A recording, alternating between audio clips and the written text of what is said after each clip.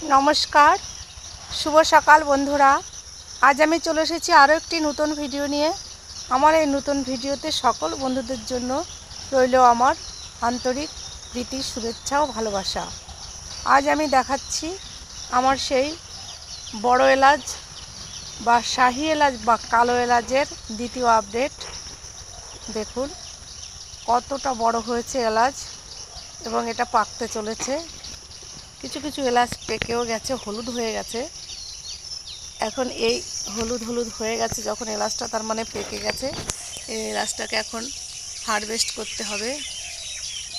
বন্ধুরা দেখুন কত বড় বড় হয়েছে আর একটু হলুদও হয়ে গেছে। এই দেখুন হলুদ হয়ে গেছে, বোঝা যাচ্ছে যে পেকে গেছে। এবার এগুলোকে হারভেস্ট করতে হবে। এগুলোকে তুলে এবারে রোদ্রে শুকিয়ে তারপরে এগুলোকে বাজারজাত করতে হবে। এটি একটি মশলার গাছ, এটাকে মহাঔষধিও বলা হয়, কারণ এলাচের গুণাগুণ আমি আগের ভিডিওতে বর্ণনা করেছি। ছোট এলাচের থেকেও এই বড় এলাচের দাম অনেকটাই বেশি।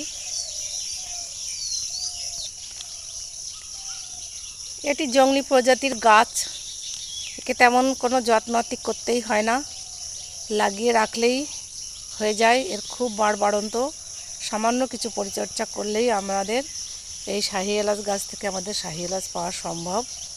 দেখুন বন্ধুরা কত সুন্দর এলাচ হয়েছে দেখুন। তাই আমি আমার বন্ধুদেরকে বলবো আপনারাও বাড়িতে এলাচ গাছ লাগান। এটা আপনারা টবে লাগাতে পারেন, ক্যারেটে লাগাতে পারেন, বালতিতে লাগাতে পারেন বা মাটিতেও লাগাতে পারেন, যার যেমন সুবিধা সে তেমনিভাবে লাগান।